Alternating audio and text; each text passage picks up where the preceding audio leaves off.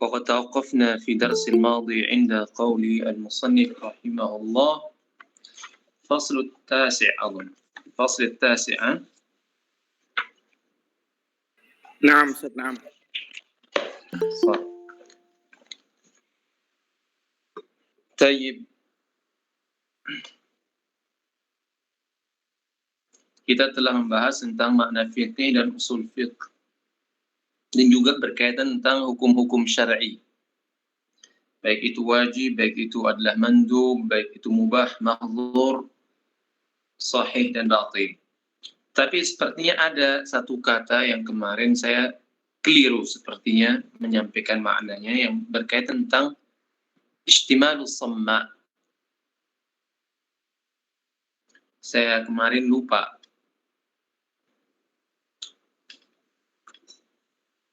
Merujuk kepada salah satu mu'jam. Jadi samma di sini sekalipun secara bahasa dia lebih biasanya digunakan untuk batu yang hitam.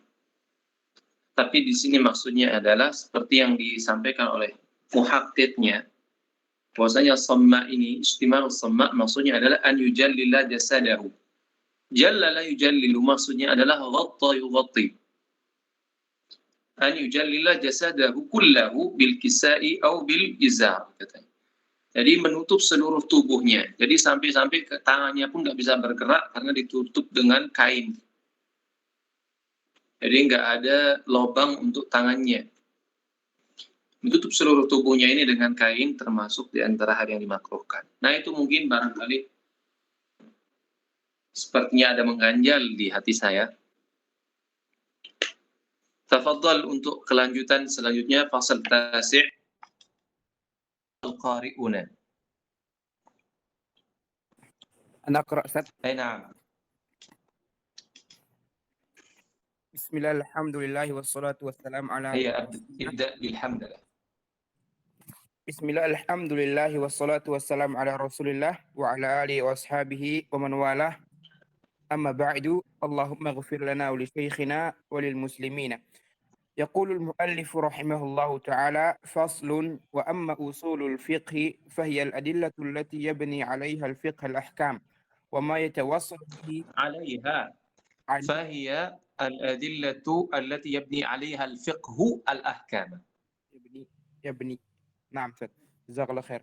فهي الأدلة التي يبني عليها الفقه الأحكام وما يتوصل به إلى الأدلة على سبيل الإجمال. والأدلة ها هنا خطاب الله عز وجل وخطاب رسول الله صلى الله عليه وسلم وأفعاله وإقراره وإجماع الأمة والقياس والبقاء على حكم الأصل عند عدم هذه الأدلة وفتي العالم في حق العامة. وما يتوصل به إلى الأدلة فهو الكلام على تفصيل هذه الأدلة ووجوهها وترتيب بعضها على بعض. وأول ما يبدأ به في خطاب الله عز وجل وخطاب رسوله صلى الله عليه وسلم وأول ما يبدأ به في خطاب الله عز وجل. في هنا مكتوب نعم. في خطاب الله عز وجل وخطاب رسوله صلى الله عليه وسلم لأنهما أصل لما سواهما من الأدلة، ويدخل في ذلك أقسام الكلام من الحقيقة والمجاز والأمر والنهي والعموم والخصوص والمجمل والمبين والناسخ والمنسوخ. ثم الكلام في أفعال رسول الله صلى الله عليه وسلم وإقراره لأنهما يجريان مجرى أقواله في البيان. ثم الكلام في الأخبار لأنها طريق إلى معرفة ما ذكرناه من الأقوال والأفعال. ثم الكلام في الإجماع لأنه ثبت كونه دليلا بخطاب الله عز وجل وخطاب رسوله صلى الله عليه وسلم وعنهما ينعقد. ثم الكلام في القياس لأنه ثبت كونه دليلا بما ذكرته من الأدلة وإليها يستند. ثم نذكر حكم الأشياء في الأصل لأن المجتهد إنما يفزع إليه عند عدم هذه الأدلة. ثم نذكر فتي العالم وصفة المفتي والمستفتي لأنه إنما يصير طريقا للحكم بعد العلم بما ذكرناه ثم نذكر الاجتهاد وما يتعلق به إن شاء الله. انتهى كلامهم. Baik. Musannif rahimahullah setelah menjelaskan tentang makna fikih, kemudian hukum-hukum yang berkaitan tentang fikih. Musannif rahimahullah kemudian menjelaskan makna usul fikih. Artinya, kalau bisa kita katakan, setelah muallif rahimahullah menjelaskan usul fikih dan ditinjau dari sisi tarkibnya, bahwasanya dia termasuk murakkab dari dua kata, fikih, usul dan fikih, maka kami jelaskan tentang fikih dahulu. Kemudian baru kami akan menjelaskan tentang makna usul ini. Sekalipun muallif rahimahullah tidak menyinggung definisi usul ini secara bahasa, maka kita akan menjelaskannya dari sisi bahasa. Namun kita tidak akan masuk dalam tafri'at usuliyin tentang makna usul ini.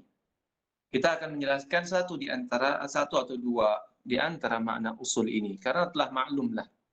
Kalau yang mengikuti kajian usul fiqh sebelumnya, warafat mungkin sudah maklum tentang makna asal ini. Jadi usul ini jam'u aslin, yang dalam arti bahasa maknanya adalah asas. Asasu syai'i. Asasu asyai'i. Asluhu. Asasul jidar, misalkan asluhu. Artinya pondasi. Itulah makna asal. Sekalipun dalam istilah terjadi perbedaan definisi di kalangan usuli. Sebagian mereka mengatakan mayam bani alihi ghairuhu. Artinya, kalau selainnya dibangun di atasnya, artinya dia menjadi pijakan bagi yang lainnya. Itu maknanya yang bani alaihi ghairuhu. Dia menjadi pijakan bagi yang lain. Atau dia menjadi pondasi bagi yang lainnya. Ada yang mengatakan al-muhtaj ilaihi, misalkan seperti kata Razi, al-muhtaj artinya yang dibutuhkan. Jadi ketika dia menjadi sumber kebutuhan bagi yang lainnya, maka itu dikatakan sebagai asal. Terusnya, atau istinadu syai' istinadu syai' ilaihi, artinya ketika sesuatu bersandar kepadanya, itu bisa dikatakan asal juga. Tapi terlepas daripada perbedaan usuliyin dalam mengungkapkan makna asal berdasarkan makna istilah, begitu juga dalam itlaqat, artinya belum bagi antum semua. Bahwasanya makna asal ini atau lafaz asal ini digunakan di dalam beberapa hal. Di antaranya misalkan maknanya adalah dalil, aslu, misalkan al-aslu fi hadhihi masalah qala Allah Ta'ala, qala Rasulullah, atau ijma' atau qiyas. Namanya asal. Kadang juga makna asal adalah maknanya adalah ar-rujhan. Artinya rajih, al-aslu. Misalkan kita al-aslu fil kalami al-haqiqah. Ya, ini maknanya adalah ar-rujhan. Bisa juga maknanya adalah al-qa'idah al-mustamirrah. Seperti contoh misalkan banyaklah misalkan kita gunakan contoh-contoh dalam misalkan al-aslu fil asya' al-ibahah. Ini qaidah al-mustamirrah, dia seperti itu. Atau misalkan yang terakhir al-maqis alaihi. Jadi qiyas itu kan ada maqis sama maqis alaihi. Nah, al-asal ini dimaksudkan adalah al-maqis alaihi. Jadi misalkan kalau kita kiaskan nabidh kepada khamr, nah khamr ini merupakan maqis alaihi.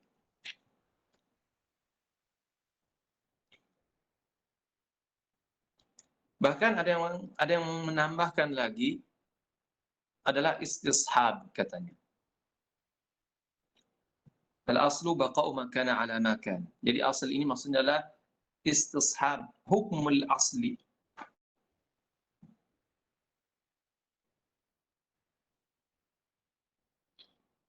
Kemudian Usulul fiqhi dalam arti bahasa adalah adillatul fiqhi. Nah, inilah yang seperti disinggung oleh As-Subki dalam Jam'ul Jawami yang dinazam oleh oleh Suyuti. Adillatul fiqhi usulun mujmalah. Jadi adillatul fiqhi usulun mujmalah. Jadi usulul fiqhi adillatul fiqhi. Dan inilah objek daripada pembahasan usul fiqhi menurut Subki. Sedangkan menurut Razi dikuatkan oleh Isnawi, maudhu atau objek daripada ilmu usul fiqh ini 3 katanya. Yaitu adillah, kemudian juga turuq al-istifadah, yaitu qawaidul istinbat. Qawaidul istinbat ini mencakup al-amr, nahi, dan seterusnya. Ini qawaidul istinbat. Atau kalau bisa singkatnya kita katakan al-dilalat. Kemudian setelah itu tentunya berkaitan tentang ijtihad, berkaitan mujtahid, taqlid, dan seterusnya. Itu tariqu al-mustafid. Jadi yang mustafid adalah mujtahid. Dari dalil, mustafidnya dari mujtahid. Maka karena ini satu kesatuan saling terkaitan, oleh karenanya Al-Isnawi mengatakan objek ilmu usul fikih ini terdiri daripada 3 serangkai ini.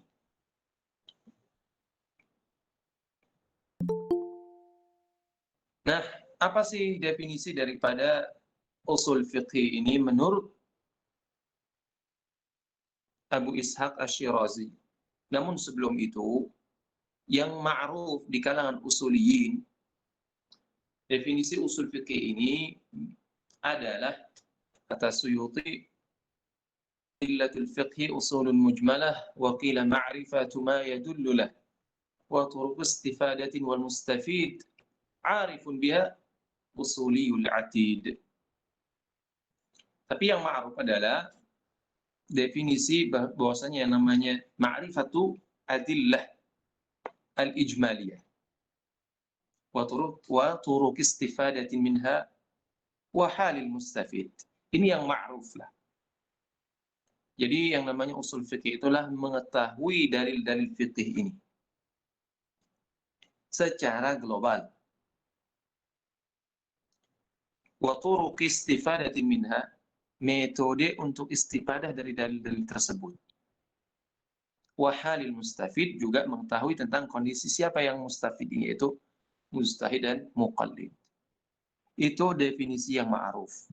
Lalu orang yang mengetahui hal ini, artinya 3 serangkai ini, maka itulah yang dikatakan sebagai usuli.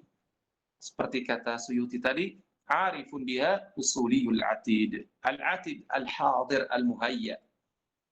Itu orang yang artinya ketika dia telah mengetahui ilmu usul fiqih ini, malakah yaitu hay'ah rasikhah. Hay'ah rasikhah, ya, kondisi bentuk yang telah bersemayam dalam jiwa seseorang. Itu akan terbentuk dengan mumarasah, artinya dilakoni sekali, 2 kali, 3 kali, hal yang berubah-ubah enggak, tapi dia karena saking diasah yang bersemayam dalam tubuhnya, sehingga usul fikih ini menjadi ketika dilontarkan masalah kepadanya, dia secara otomatis, artinya hadir jiwanya bisa untuk menjawab dan menguraikan apa yang ditanyakan kepadanya. Nah, ketika itu, maka orang bisa dikatakan sebagai al-usuliyu al-atid, kata Suyuti dalam Kaukabnya. Mu'allif rahimahullah mendefinisikan usul fikih ini sebagai fahyal adillatu allati yabni 'alaiha al-fiqhu al-ahkam. Jadi, adalah dalil-dalil yang mana fikih membangun hukum atasnya. Jadi singkatnya, ma yubna 'alaihi al-fiqhu. Itu sebenarnya singkatnya seperti itu. Tapi beliau menjabarkan di sini bahasanya fikih membangun hukum dari dalil-dalil tersebut. Tapi itu semua secara global. Nanti akan disambung oleh muallif wa ma yutawassalu bihi ila al-adillah ala sabilil ijmal. Jadi ma di sini adalah asy-syai' alladhi tawassalu bihi ila al-adillah ala sabilil ijmal. Maksudnya adalah beliau tadi mengatakan bahwa yang namanya usul itu yaitu adillah. Ya adillah yang fikih dibangun di atasnya. Lalu bagaimana kita bisa sampai kepada dalil tersebut? Nah, ini mencakup dua hal, yaitu turuqul adillah yang kita kenal dengan dilalatul alfaz. Dalil mustafid yang kita kenal nanti babul ijtihad yang juga berkaitan dengan mustahid dan seterusnya.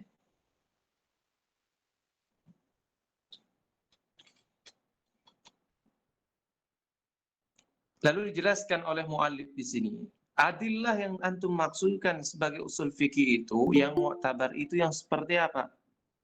Yang kami maksudkan, kata beliau, adalah khitabullah azza wa jal wa khitabu rasulih sallallahu alaihi wasallam wa af'aluhu wa iqraruhu ma'ul ummah wal qiyas wal baqa' ala hukmil asli 'inda 'adami hadhihi al-adillah wa futyal 'alim fi haqqil 'ammah. Nah, ini semua, kata beliau, inilah yang dinamakan sebagai dalil. Berarti kalau kita melihat apa yang beliau sebutkan di sini secara global, seolah-olah beliau mengeluarkan dalil-dalil seperti qaul sahabi, kemudian juga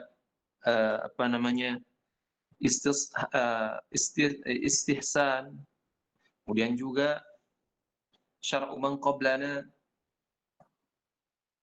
dan seterusnya di antara dalil yang mukhtalaf fiha.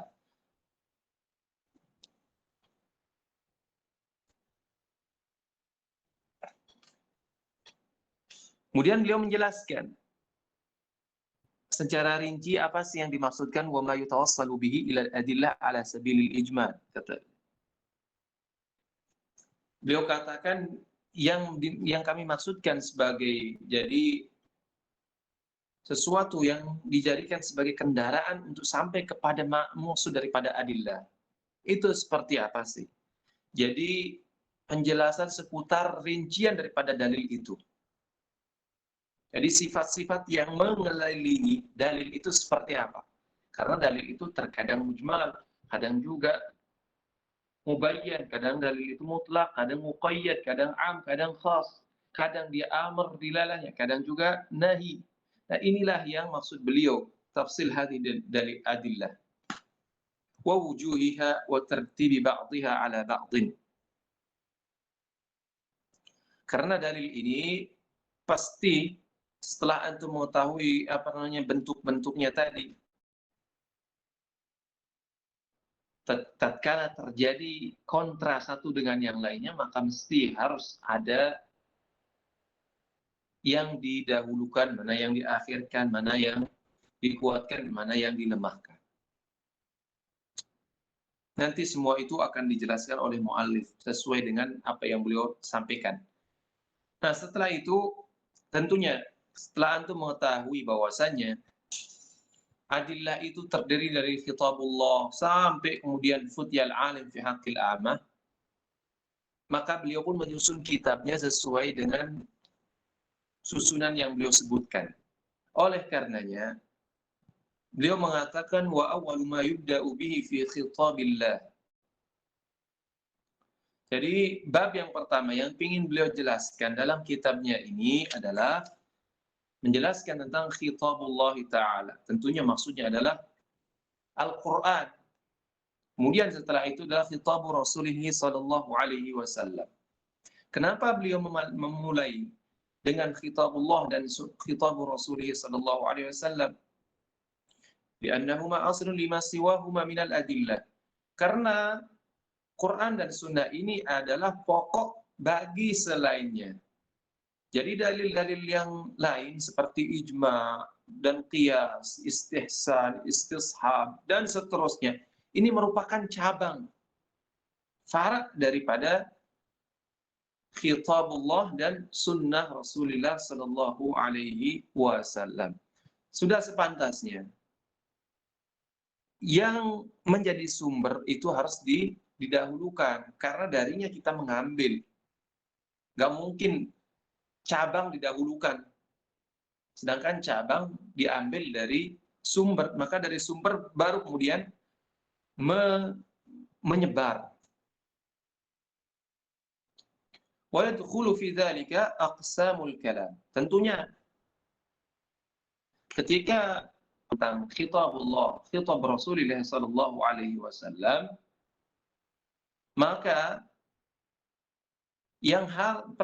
bab yang pertama yang mesti didahulukan adalah berbicara tentang kalam. Kenapa?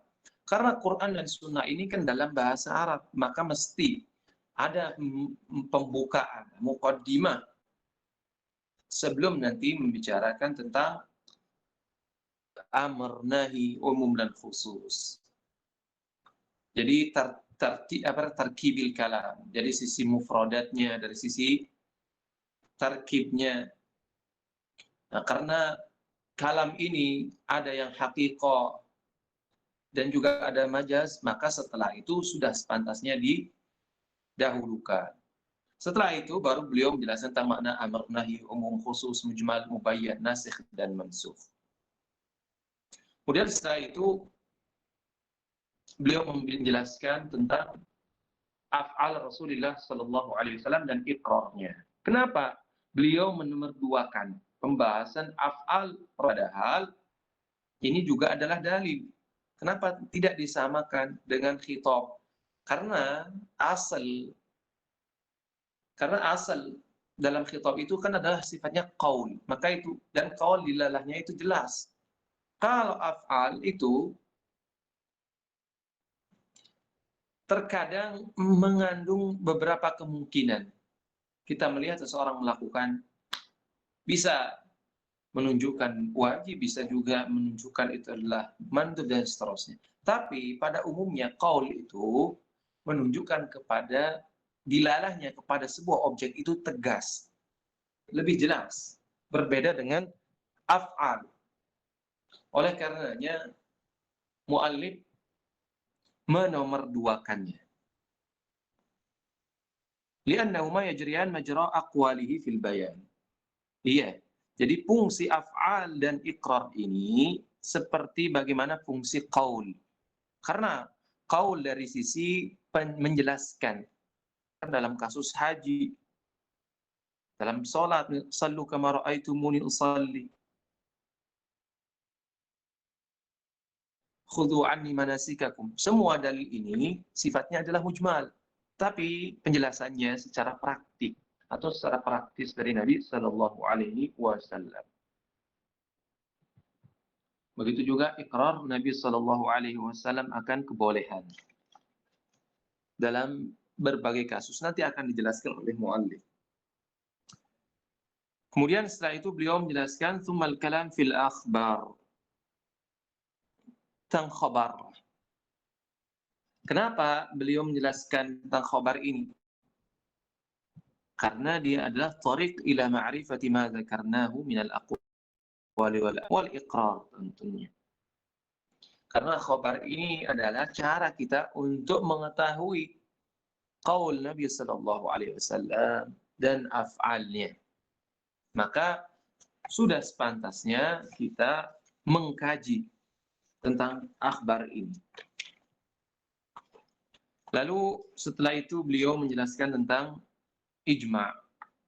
Kenapa? Kata beliau, karena ijma' ini menjadi dalil didasarkan kepada khitabullah dan sunnah Rasulullah sallallahu alaihi wasallam. Jadi tanpa keduanya tidak mungkin akan namanya ijma'.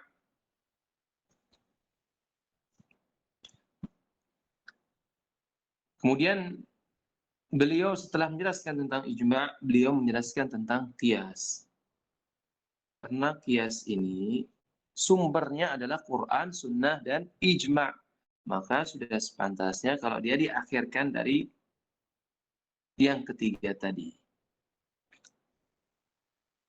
Lalu beliau menjelaskan berkaitan tentang istishab. Kenapa setelah menjelaskan tentang Quran dan Sunnah, kemudian ijma' dan qiyas, beliau menjelaskan berkaitan hukmul asya' fil asal, yaitu berkaitan tentang istishab ini. Ya, karena mustahid, kalau dia sudah tidak mendapatkan dalil dari Quran dan Sunnah, kemudian dari ijma' dan dari qiyas, maka akan bersandar kepada dalil yang terakhir ini, yaitu dalil istishab.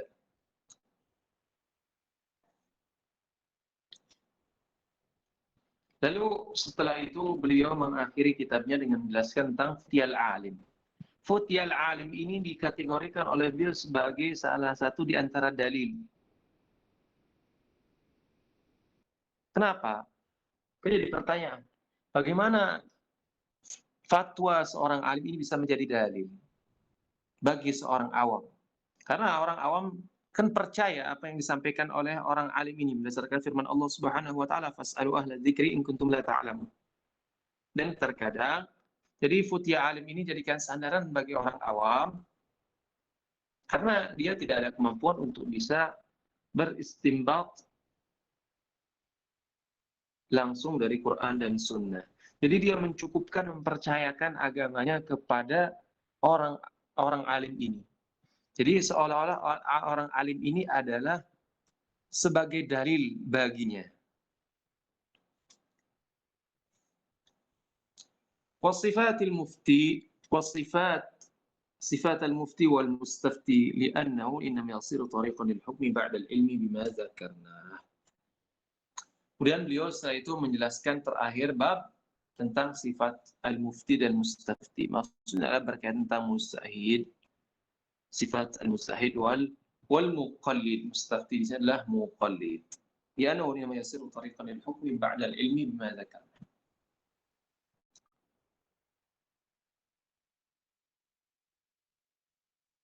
Itu katanya bisa menjadi jalan untuk mengetahui hukum setelah antum mengetahui bab yang telah kami jelaskan sebelumnya. Tsumma nadhkuru al-ijtihad wa ma yata'allaqu bihi insyaallah. Inilah pembahasan yang artinya manhaj yang beliau kitab ini. Jadi susunan kitab ini dimulai dari kitabullah, kemudian sunnah Rasulullah sallallahu alaihi wasallam, sampai kemudian diakhiri di bab ijtihad dan masalah yang terkait dengannya. Tafadhal. ثم يقول المؤلف رحمه الله تعالى: باب أقسام الكلام. جميع ما يتلفظ به من الكلام ضربان: مهمل ومستعمل. فالمهمل ما لم يوضع للإفادة، والمستعمل ما وضع للإفادة، وذلك ضربان: أحدهما ما لا يفيد معنى فيما وضع له، وهي الألقاب كزيد وعمر وما أشبهه والثاني ما يفيد معنى فيما وضع له ولغيره، وذلك ثلاثة أشياء: اسم وفعل وحرف على ما قسم أهل النحو. فالاسم كل كلمة دلت على معنى في نفسها مجرد عن زمان مخصوص كالرجل والفرس والحمار وغير ذلك. والفعل كل كلمة دلت على معنى في نفسها مقترن بزمان كقولك ضرب يضرب وقام يقوم وما أشبهه. والحرف ما لا يدل على معنى في نفسه ويدل على معنى في غيره مثل من وإلى وعن وعلى وأشبه ذلك. وأقل كلام مفيد ما بني من اسمين كقولك زيد قائم وعمر وأخوك، أو ما بني من اسم وفعل كقولك خرج زيد ويقوم عمرو. أما ما بني من فعلين أو من حرفين أو من حرف واسم أو حرف وفعل فلا يفيد إلا أن يقدر فيه شيء مما ذكرناه كقولك يا زيد فإن معناه أدعو زيدا. انتهى كلامه. طيب. باب أقسام الكلام. Kata beliau, Bahwasanya jami' ma yatalaffadhu bihi min al-kalam. Jami' ma yatalaffadhu bihi min al-kalam dharban, muhmal wa musta'mal. Muhmal dalam artian bahwasanya tidak didengar dari bangsa Arab mereka menggunakan makna tersebut. Itu aslinya.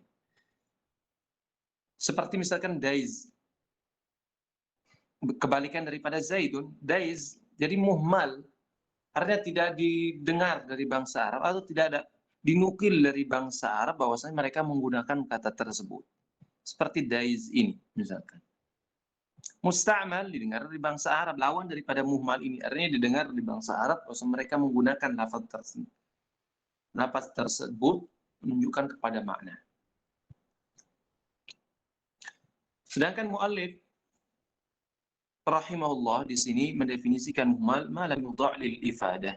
Artinya hal tersebut diletakkan, artinya diletakkanlah, bukan untuk menunjukkan kepada makna tertentu. Sedangkan musta'mal diletakkan untuk menunjukkan kepada makna tertentu.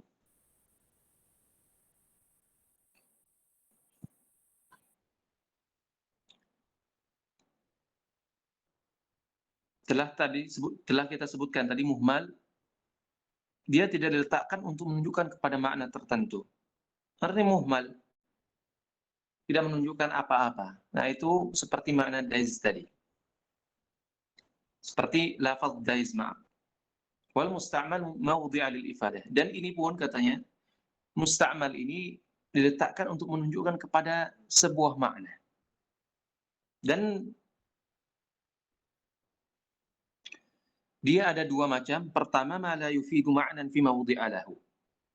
Wahya al-alqab ka Zaid wa Amr wa ma ashbahahu.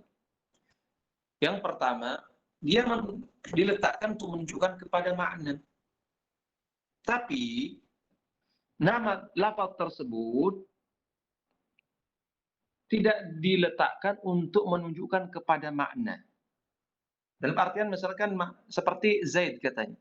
Zaid ini diletakkan bukan menunjukkan kepada makna misalkan qama, menunjukkan kepada makna qiyam, enggak. Zaid ini lafaznya tidak menunjukkan kepada makna.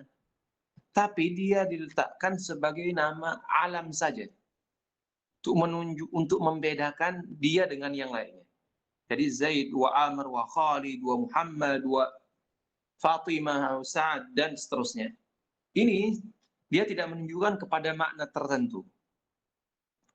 Tetapi dia hanya diletakkan sebagai alam kepada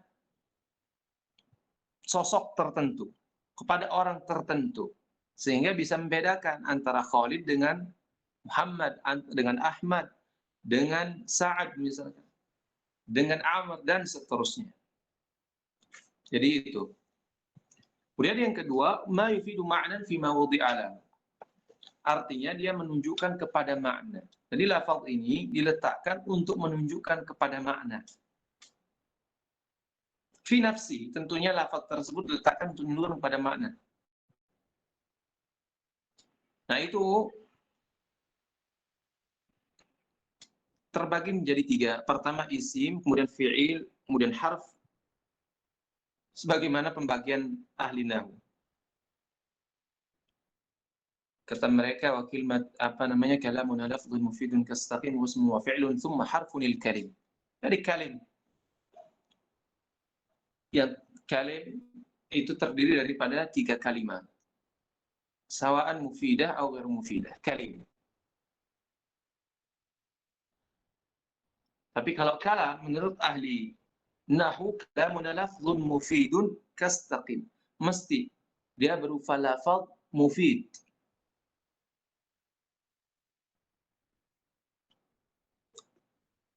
Tapi lafaz ini menurut kalangan nuhat lebih umum daripada lafaz qaul. Ini kullu ma yutalaffadhu bih. Segala apa yang dilafazkan lisan ini. Itu namanya lafaz. Al-malfudh bihi yang dilontarkan oleh lisan ini namanya al-malfudh, lafaz ini. Sedangkan qaul lebih khusus daripada makna lafaz. Karena lafaz ini kadang dia muhmal, kadang dia musta'mal. Sedangkan qaul tidak digunakan kecuali pada yang musta'mal. Oleh karenanya Ibnu Hisham dalam Syudzur Az-Zahab, begitu juga dalam Qatrun Nadanya, itu menggunakan kalam ini sebagai qaul. Didefinisikan sebagai qaul. Jadi, karena dia digunakan hanya kepada kalam yang mufid saja. Jadi isim ini apa sih? Kalamuna lafzun mufidun kasdatun wasmun wa fi'lun thumma harfunil kalim. Nah, lafaz isim ini definisikan sebagai kullu kalimatin dallat ala ma'nan fi nafsiha. Jadi menunjukkan kepada makna fi nafsiha. Pada lafaz tersebut sendiri menunjukkan kepada makna. Mujarrad an zamanin makhsusin. Artinya terlepas dari waktu tertentu. Seperti halnya rajul. Nah ini la kalimah menunjukkan kepada makna tertentu, yaitu kepada sosok. Misalkan Muhammad, Zaid, dan seterusnya. Himar wa ghairi dzalik.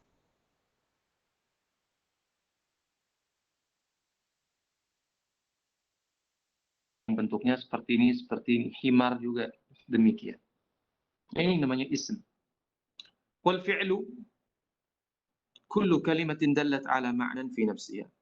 Nah, kalau kita berhenti di sini, dia nggak ada bedanya dengan isim.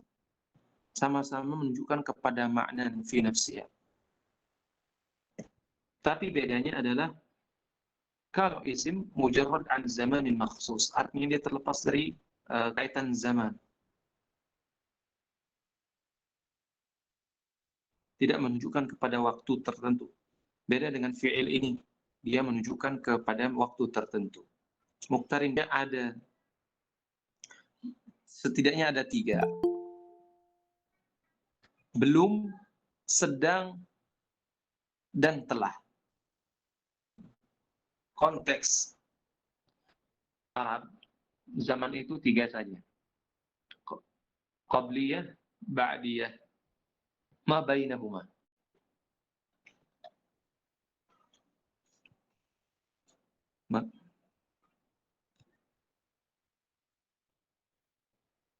Contoh misalkan fi'il ada 3 saja.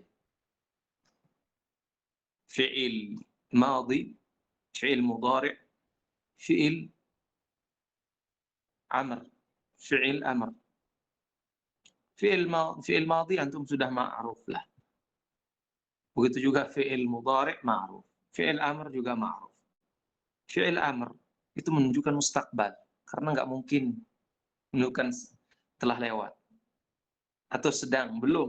Karena antum ketika mengatakan kul itu belum terjadi.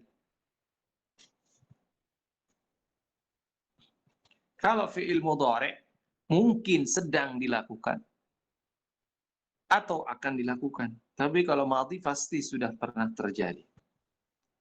Tapi amr, makanya amr ini masuk dalam kategori insya. Bukan sebagai khabar. Insya itu la yahtamilu as-sidqa wal kadhib.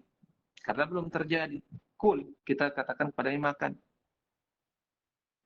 Dan kata perintah ini dilaksanakan, maka belum bisa dikatakan itu adalah benar atau tidak benar. Wal harf ma la yadullu ala ma'nan fi nafsihi wa yadullu ala ma'nan fi ghairihi. Tentunya, nah ini harf itu tidak menunjukkan kepada makna fi nafsihi, tapi dia bisa menunjukkan kepada makna kalau dia bergandengan dengan yang lain. Misal min wa ila wa an wa ala wa ashbah dzalik. Dirinya sendiri ya nggak ada makna. Tapi ketika dia digandengkan sama yang lain, min full misalkan ilal masjid baru bisa dipahami. Minal masjid, anil yamin, wa anil shimal, wa ala misalkan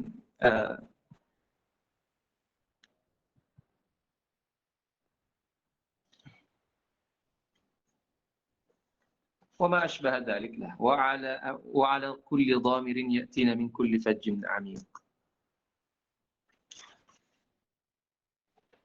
Lalu setelah itu beliau setelah menjelaskan tentang makna fi'il, isim dan seterusnya,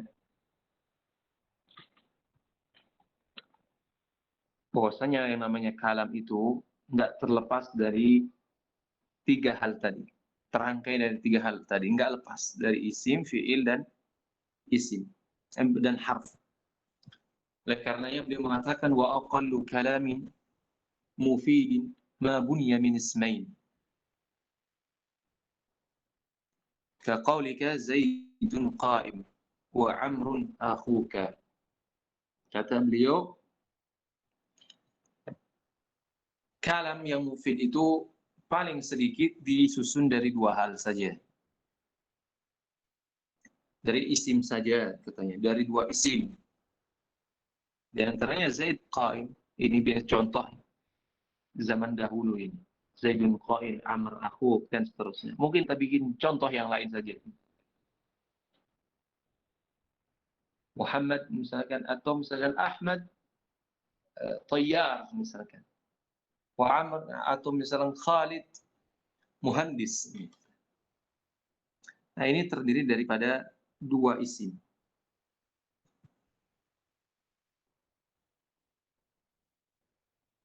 Kalau dalam ilmu balaghah dikatakan musnad ilaih. Kalau dalam ilmu nahwu mubtada dan khabar.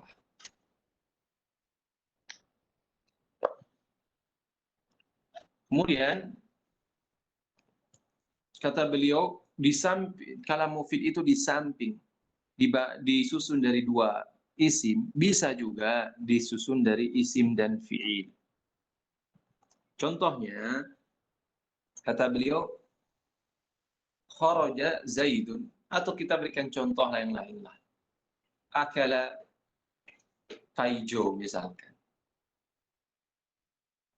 Wa yakum, atau misalkan wa yakulu, misalkan Indro misalkan. Bisa saja.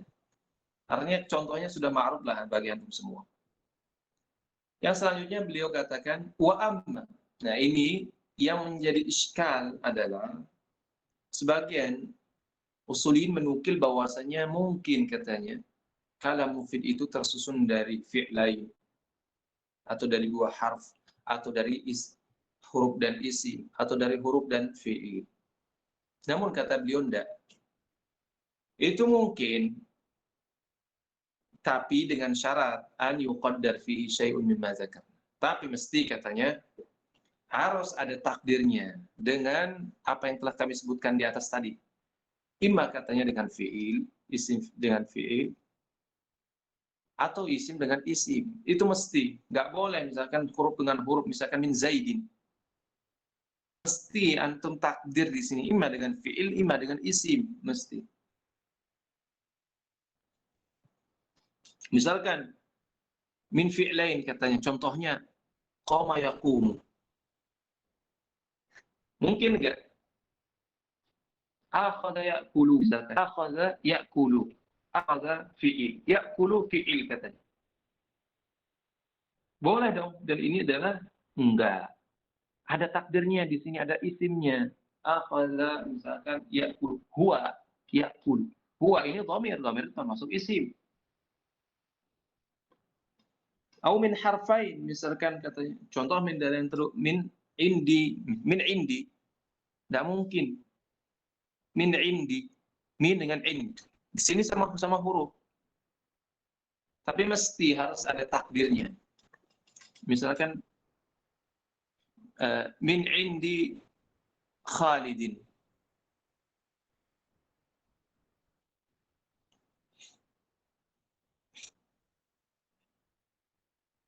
Begitu juga harf wa ism. Contohnya adalah min Zaid atau ya Zaid misalkan.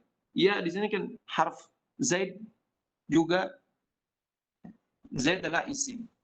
Ini mesti ada takdirnya, nggak mungkin. Jadi ya ini adalah pengganti daripada fi'il unadi atau ad'u zaidan. Nah, jadi ya di sini harf nida di sini bisa diganti. Maksudnya adalah sebagai pengganti daripada fi'il yang takdirnya adalah unadi zaidan atau ad'u zaidan dan seterusnya. Atau harf dan fi'il katanya. Contohnya lam yakum. Lam harf, yakum fi'il. Nah, ini enggak, di sini ada isim yaitu huwa yang atau misalkan qad katab, misalkan qad harf katanya. Katab fi'il. Jadi mungkin katanya tersusun antara harf dan fi'il. Enggak, harus ada takdir di sini. Qad kataba huwa misalkan. Dhamirnya kepada huwa. Jadi seperti halnya kalamun lafzun mufidun kastaqim, istaqim fi'il. Tapi takdiruhu di sini wajib. Anta, kan gitu. Jadi pada hakikatnya tidak ada yang namanya kalam mufid itu tersusun daripada harfain doang, atau harf dan isim doang, atau harf dan fi'il. Mesti harus disisipi oleh fi'il dengan isim. Mesti itu.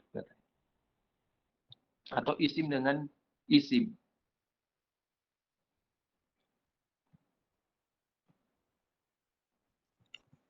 Baik.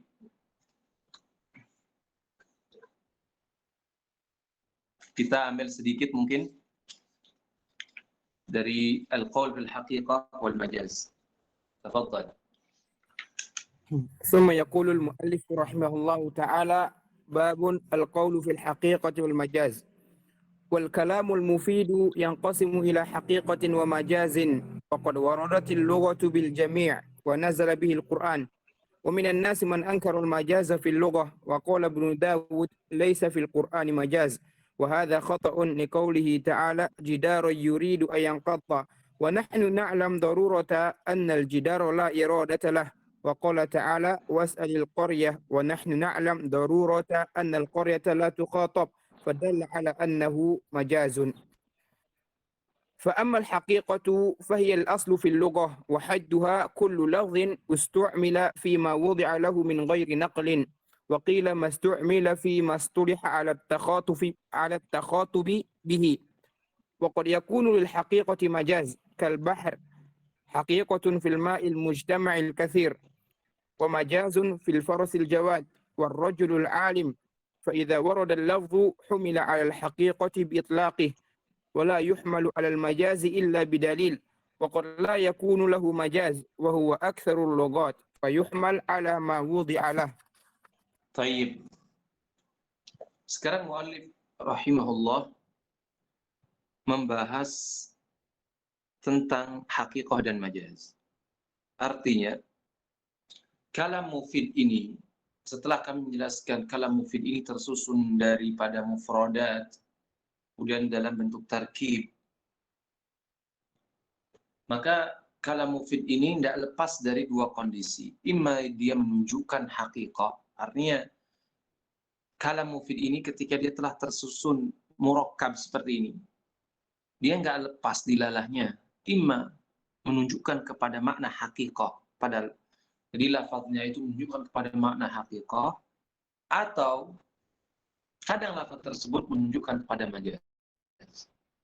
Oleh karenanya muallif rahimahullah mengetengahkan kepada kita berkaitan tentang haqiqah dan majaz ini. Kata beliau, pertama ini yang beliau ingin sampaikan kepada kita adalah apakah al-haqiqah dan majaz ini terjadi kepada Quran dan Sunnah atau tidak. Setidaknya beliau di sini menyinggung masalah perbedaan ulama dalam hal ini. Apakah Quran dan Sunnah ini disusupi oleh haqiqah dan majaz atau dia hanya sebatas hakikoh saja tanpa ada majaz?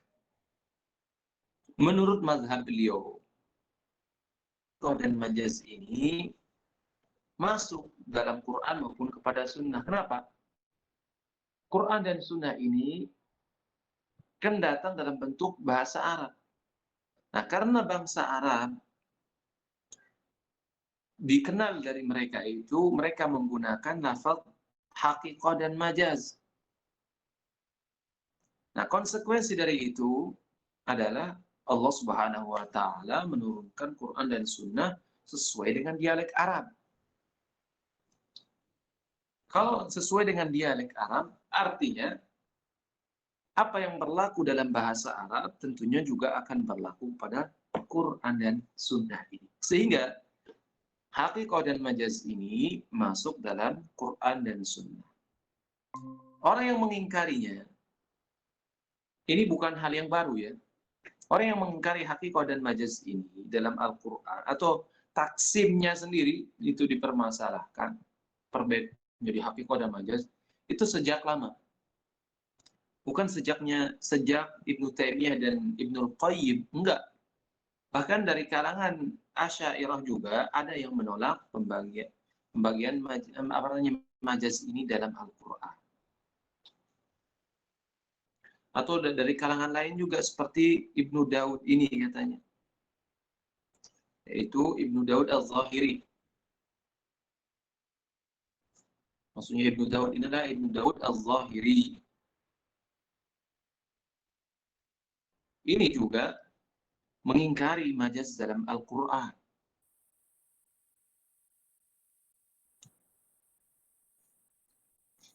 Abu Ishaq Asy-Syirazi rahimahullah mengatakan ini kekeliruan katanya.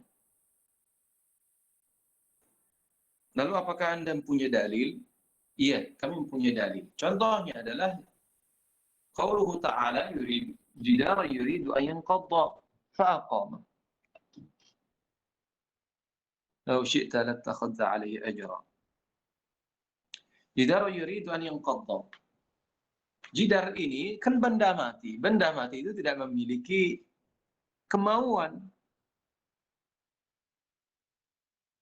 Kalau dia tidak memiliki kemauan,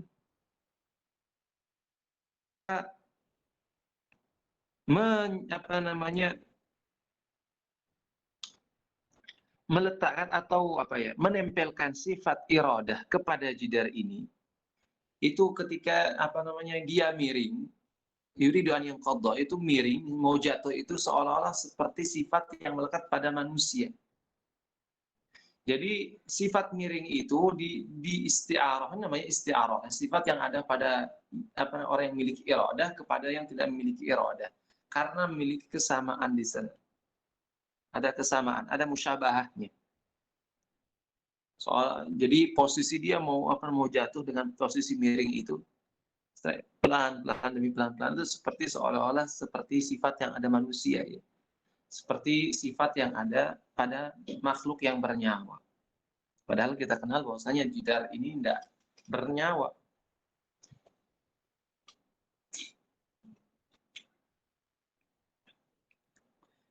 Jadi di sini Quran katanya menggunakan isti'arah, dan isti'arah itu bagian daripada majaz. Kemudian juga diberikan contoh, katanya was'alil qaryah. Qaryah itu adalah sebutan kumpulan, kan? Kumpulan rumah-rumah dan sebagainya yang ditinggali oleh orang. Was'alil qaryata allati kunna fiha wal 'ira allati taqbalna fiha. Gak mungkin kita manggil, Korea fulan. Karena katanya tidak mungkin untuk memanggil, berdialog kepada kampung itu, maka otomatis yang dimaksudkan di sini adalah ahlul qaryah. Maka di sini ada hazf. Atau bisa dikatakan nuqsan, yang aslinya adalah was'al ahlal qaryah. Di sini mudhafun ilaih yaqumu maqama al-mudhaf. Artinya di sini ada hadzaf atau ada namanya nuqsan. Maka nuqsan ini termasuk di antara anwa'il majaz indal balaghi. Kalau dia termasuk anwa'il majaz, maka kita bisa tetapkan bahwasanya majaz ini ada dalam Al-Qur'an. Ini salah satu contoh atau dua contoh lah yang mengatakan bahwasanya dalam Al-Qur'an ini ada yang namanya majaz.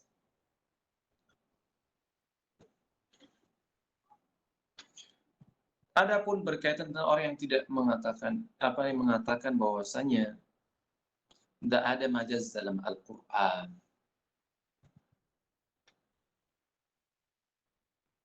Tentunya dalil mereka bisa mereka sanggah, misalkan jidaran yuridu yang qadha katanya. Apa yang menghalangi Allah kalau ingin misalkan menyuruh jidar itu untuk berbicara? Nggak ada katanya.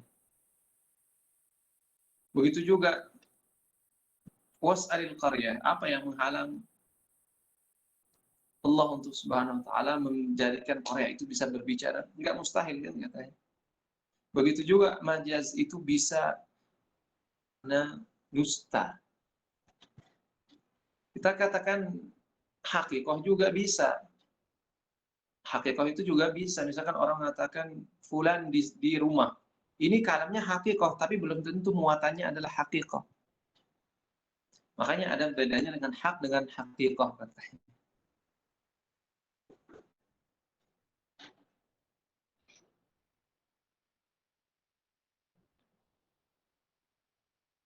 Artinya, apakah hakikoh dan majaz? Mayoritas ulama Syafi'i sendiri mengakui bahwasanya Al-Quran ini dan Qurannya dalil ini, Quran maupun Sunnah ini ada yang namanya hakikoh dan majaz ini. Sekalipun bukan hakikoh dan majaz kata beliau, tapi maksudnya adalah sama.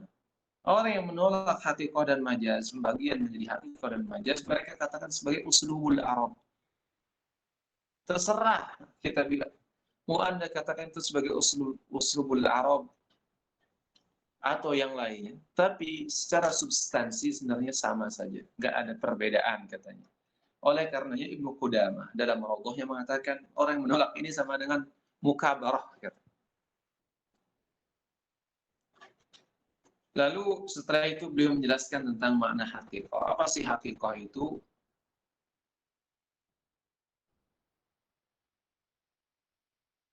Jadi namanya hakikoh adalah asal dalam bahasa. Wahadduha definisinya adalah kullu lafdhin ustu'mila fi ma wudi'a lahu min ghairi naqli. Lafaz yang digunakan pada makna yang diletakkan untuknya. Min ghairi naqli. Artinya yang namanya hakikoh. Jadi lafaz yang dimaksudkan adalah makna yang mana makna ini menunjukkan kepada lafaz yang menunjukkan kepada sebuah makna. Di mana makna ini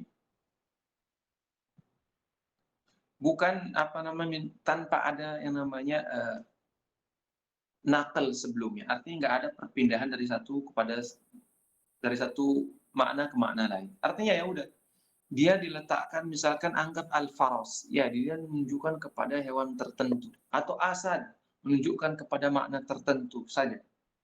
Itu hukum asalnya katanya. Nah, itulah yang dikatakan sebagai hakikoh. Jadi lafaz yang digunakan untuk makna tertentu. Artinya lafaz asad itu diletakkan untuk menunjukkan pada makna itu. Makna hewan tertentu. Itulah yang digunakan hakikoh. Dan perlu juga diketahui bahwasanya hakikoh itu setiap majaz itu pasti ada hakikohnya. Tapi tidak setiap hakikoh itu ada majaz. Ini kaidah yang perlu antum pegang. Jadi setiap majaz itu pasti ada hakikoh. Tapi tidak setiap hakikoh itu ada majaz. Karena majaz itu secara umum adalah maknanya adalah an-naqlu. Artinya bisa mencakup nuqsan, bisa mencakup juga hal itu. Bisa juga maknanya adalah isti'arah dan seterusnya. Semua itu mengandung makna menakal.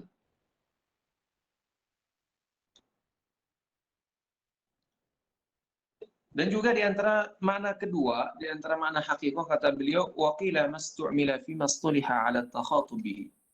Jadi lafaz yang digunakan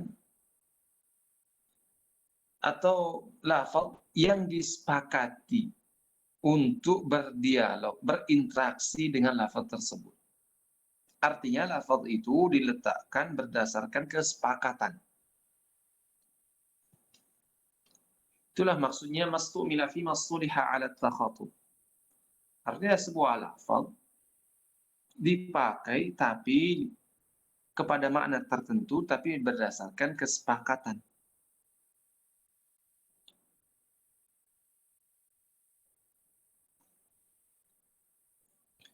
Kalau apa namanya kalau kita melihat definisi yang pertama dan kedua ini, maka ada perbedaan yang mendasar. Jadi kalau definisi yang pertama itu terbatas kepada hakikah lughawiyah saja. Jadi hakikah atau konsekuensi daripada definisi yang pertama, bahwasanya hakikah itu hanya ada satu saja, yaitu hakikah lughawiyah. Oleh karenanya, salat, kemudian anggap rafa', misalkan dalam istilah kita kan rafa' mansub, rafa' nasab dan jar, ini kan istilah khas, uruf khas. Begitu juga misalkan ghaid misalkan. Ini kan istilahnya kalau kita kembali kepada makna aslinya. Nah, itulah maksudnya kullu lafzin su'mila fi mawdhi'a lahu min ghairi naqlin. Artinya kita disuruh kembali, kalau dilihat dari makna aslinya, makna ghaid itu kan tempat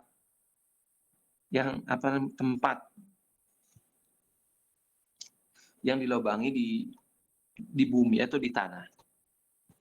Aslinya tempat untuk buang air itu yang dinamakan sebagai ghaid. Tapi kemudian itu dimaksudkan adalah sesuatu yang dibuang dari mahal menjadi hal maknanya. Jadi kalau ada ghaid itu, kalau yang kita pahami sekarang itu sebagai al-hal, yaitu sesuatu yang jatuh pada sebuah tempat itu, yaitu buang air kita, buang air hajat kita yang jatuh pada tempat itu. Maka menurut definisi yang pertama ini, atau sholat atau puasa atau zakat, menurut definisi yang pertama ini bukan termasuk hakikah, tapi termasuk majaz. Tapi kalau kita dengan menggunakan definisi yang kedua, bahwasanya dia adalah sesuatu lafaz kesepakatan yang dibuat,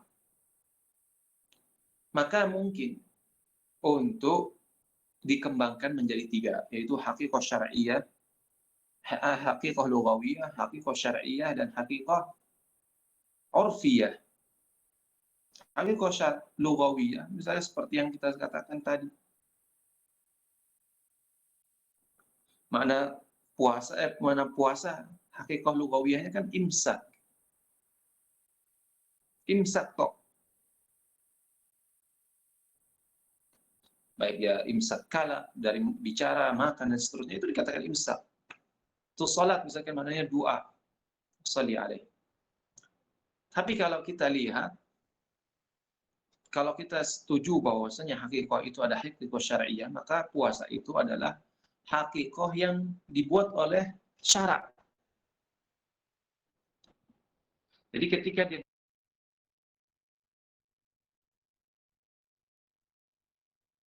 yang sebatas makna lughawi.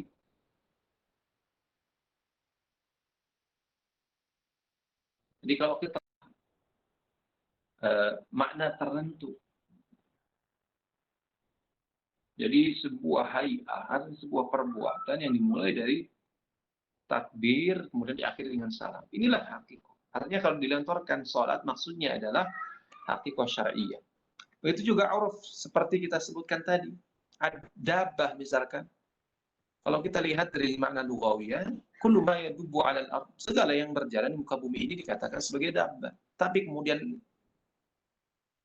berdasarkan uruf, ketika mereka mengatakan dabbah, itu dikhususkan kepada hewan yang berkaki empat, misalnya sapi kah, unta kah, atau misalkan kuda, himar misalkan, keledai dan seterusnya.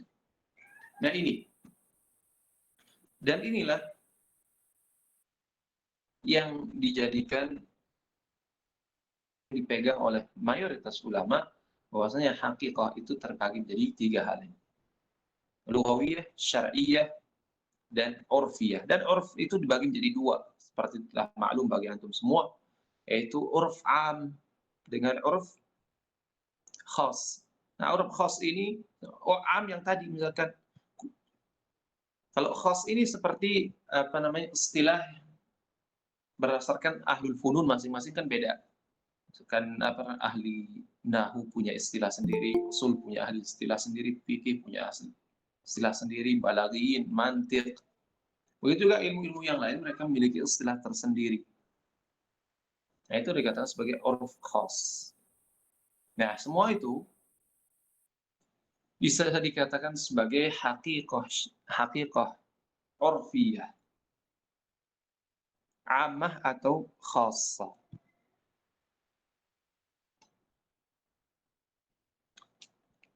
Ya, insya Allah mungkin ini sedikit lagi kita apa namanya, biar habis saja hakikah sedikit lagi. Wa qad yakunu lil haqiqati majaz, kadang katanya. Nah, itu seperti yang saya sebutkan, setiap majaz pasti ada hakikahnya, tapi tidak setiap hakikah itu ada majaznya. Di sini muallif mengatakan waqad yakunu lil haqiqah, kadang katanya hakikah itu ada majaznya. Seperti bahar. Bahar hakikah fil ma' al-mustami' al-katsir. Maknanya adalah air yang terkumpul banyak. Itu makna hakikahnya. Tapi majaznya adalah majaz fil faras al-jawad katanya. Kepada warrajul al-alim, ada juga majaz. Jadi bahar ini juga bisa dikatakan diucapkan kepada seorang alim. Begitu juga kepada orang yang apa namanya, orang yang dermawan sebenarnya.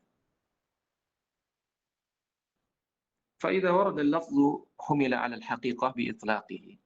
Nah, ini juga kaidah yang perlu antum pegang. Mengatakan al-aslu fil kalami al-haqiqah. Jadi kalau ada lafaz, maka pertama kali langkah kita adalah membawanya kepada makna haqiqah. Jadi kalau ada lafaz datang secara mutlak begitu saja, misalkan ada yang mengatakan ra'aitu asadan, ya udah mutlak, maka jangan dibawa maknanya misalkan asad di sini adalah orang. Enggak, bawa kepada makna aslinya. Itu asad, yaitu hewan tertentu yang memiliki taring, makan daging, yaitu singa. Wala yuhmal 'ala al-majaz illa bidah. Ketika antum melihat sebuah lafaz secara mutlak, maka bawa kepada mutlaknya. Nah, kapan dia dibolehkan membawa kepada makna majazi? Jadi berpindah dari makna hakikah kepada makna majazi. Itu ketika ada dalil yang menunjukkan kepada hal tersebut. Contoh misalkan ra'aitu asadan silahan. Nah, tidak mungkin. Nah, di sini kan ada qarinah yang memalingkan maknanya. Ra'aitu asadan yahmilu silahan. Maksudnya yahmilu silahan. Gimana dibawa senjata? Berarti maksudnya adalah orang di sini.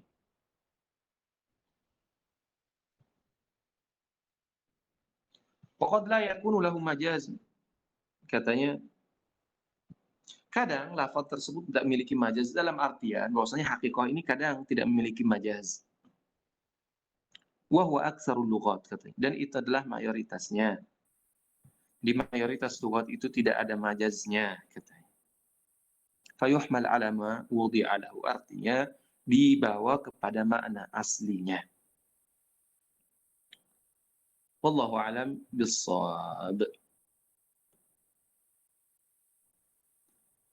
Tafadhal kalau ada yang ingin ditanyakan sebelum kita.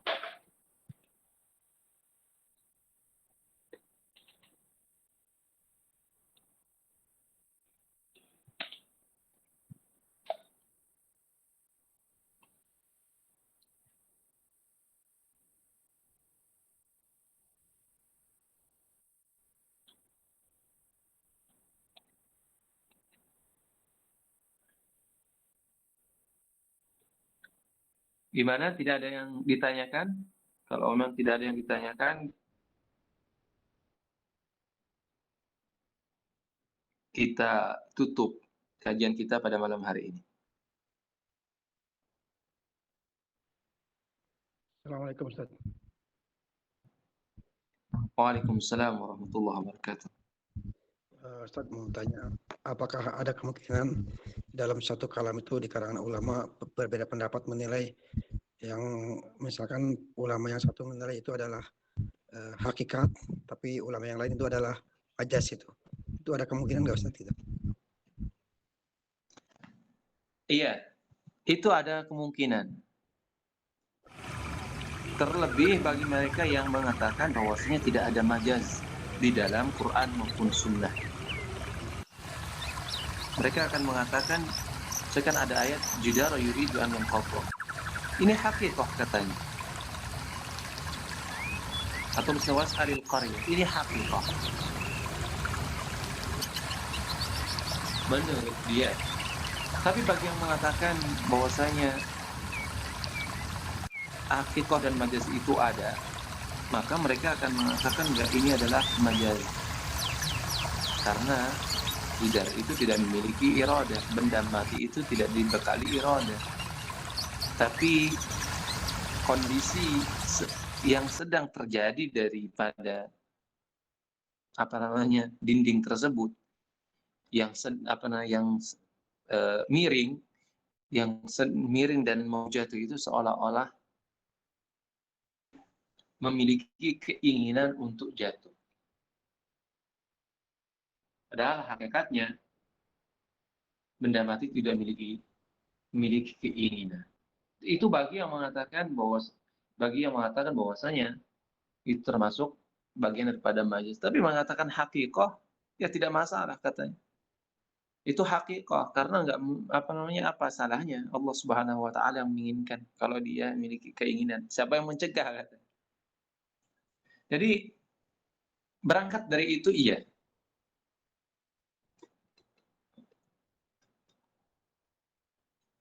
Berangkat dari dasar tadi antara pengingkaran dan tidaknya. Kalau bagi yang mengingkari adanya majaz, maka mereka katakan semua kalam yang ada dalam Quran dan Sunnah itu semuanya hakikah. Majaznya. Kalaupun ada yang disinyalir itu bagian daripada majaz, diklaim sebagai majaz, katanya, itu sebenarnya adalah uslub, di antara uslub. Gaya orang Arab aja kayak gitu katanya modelnya. Jadi bukan karena dia majaz, karena majaz itu boleh dihapus. Nah, sedangkan hakikat itu nggak boleh dihapus.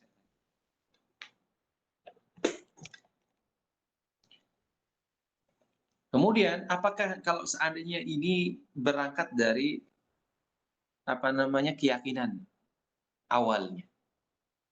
Nah, kalau bagi yang meyakini majaz, artinya bagi orang yang meyakini majaz, maka tentunya dengan kaidah-kaidah yang telah mereka letakkan, sepertinya sangat sulit untuk menghindari.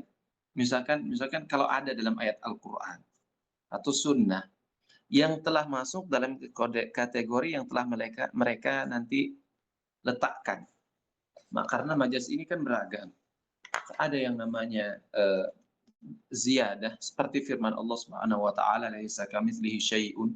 Ada juga yang namanya nuqsan seperti was'alil qaryah seperti kita sebutkan tadi.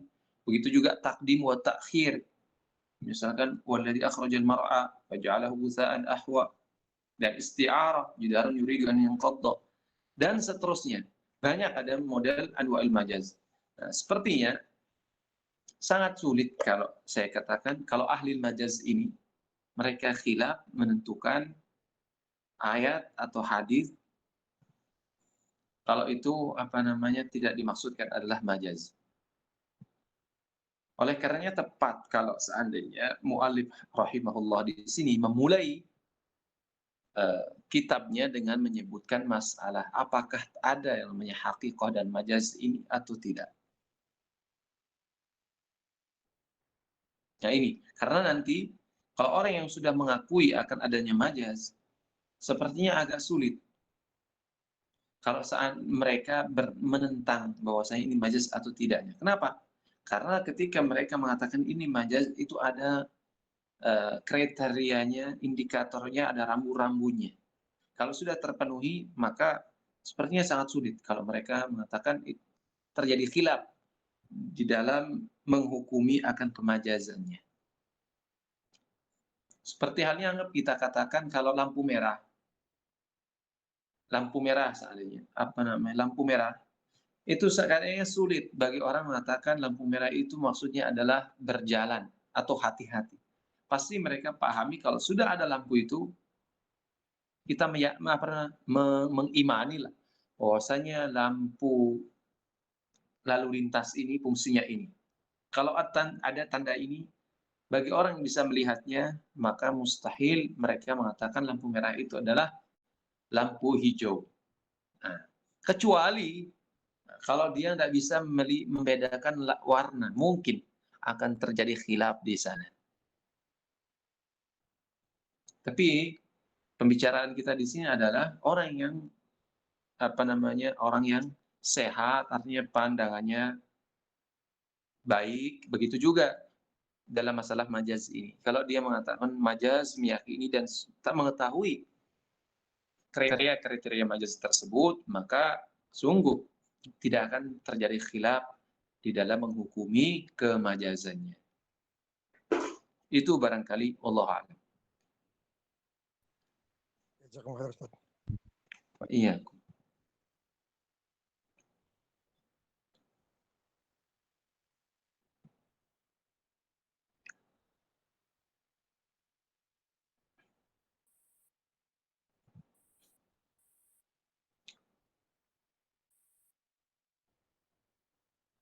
Ada pertanyaan yang lain? Atau Ustaz, mau tanya, tambahan? Ustaz. Masih terkait Tafadhol. masalah majaz, Ustaz. Apa Iya. memungkinkan ketika ada dua ulama atau lebih meyakini bahwa suatu kalimat itu merupakan majaz, tetapi yang dimaksud berbeda, Ustaz, sehingga menjadi kutubnya jadi bercabangnya lebih dua lagi kan, kalau hakikat ke majaz, terus majaz ternyata maknanya beda. Mungkin anak kurang tahu kalau secara pendalilan, kalau dicontohkan kayak tadi Asad tadi kan, misalkan kan ya pemberani, bisa jadi itu bisa jadi orang dermawan, atau bisa jadi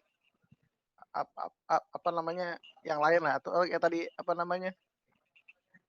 Al-Bahar tadi kan bisa diartikan sebagai dermawan, atau juga bisa diartikan sebagai orang berilmu tinggi gitu, Ustaz. Apa bisa memungkinkan seperti itu, Ustaz? Sehingga bisa berubah lagi hukumnya, Ustaz, karena perbedaan majaz itu.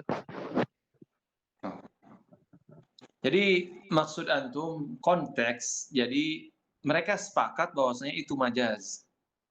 Cuma konteksnya seperti apa? Nah, kalau seandainya kita lihat orang yang suka bagi-bagi duit, misalkan kita lihat Qorina Haliyah, kita lihat kalau kita lihat orang sedang bagi duit, maka mungkin kita katakan ra'aitu bahron. Misalkan ra'aitu bahron yuwazzi' amwal, yani yuwazzi' fulus. Tidak mungkin dimaksudkan di sini adalah Bahr al-alim. Tapi bisa juga kalau kita lihat indikator lain terkumpul semuanya ini, misalkan kita ra'aitul bahra, misalkan al-bahr di sini, alif lam di sini bisa mungkin ahdiyah dalam artian, atau ahdiyah zihniyah dalam artian orang ini sudah kita ketahui dia orang alim, di samping juga dia orang dermawan. Bisa kita katakan ra'aitul bahra yuwazzi' fulusan. Bisa juga maksudnya di samping dia sebagai seorang alim, juga dia sebagai seorang yang dermawan. Bisa juga. Misalkan kalau misalkan ra'aitu asadan yakhtubu 'alal minbar, bisa juga. Maknanya satu. Orang yang pemberani, ra'aitu asadan yakhtubu 'alal minbar. Nah, ini maksudnya adalah orang yang pemberani. Nggak mungkin maksudnya adalah orang yang lainnya.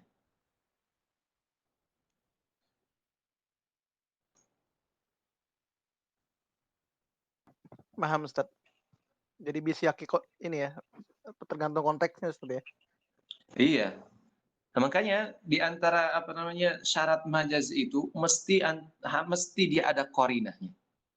Nah, qarinah ini bisa lafziyah, bisa haliyah. Nah, qarinah ini banyak sebenarnya dalam ilmu balaghah itu. Karena kalau kadang haliyah kondisinya, kadang juga lafziyah dia. Kalau tadi mungkin bisa kita lihat dari sisi lafaz, ra'aitu asadan yakhtub. Ya, ini mungkin kita katakan qarinah lafziyah di sini.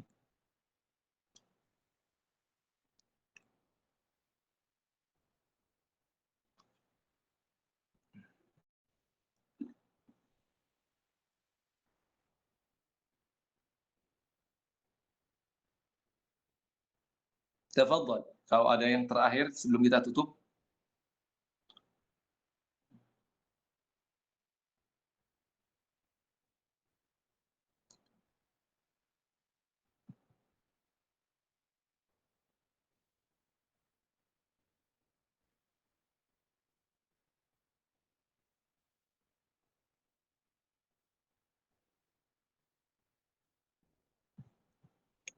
Ada? Nggak ada? Oke, kita tutup kajian kita pada malam hari ini dengan doa kafaratul majlis. Subhanakallah bihamdika.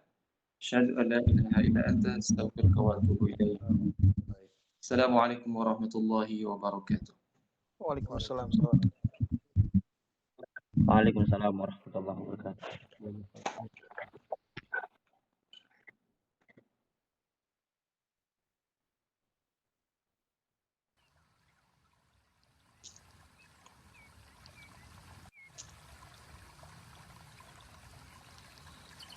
Thank you.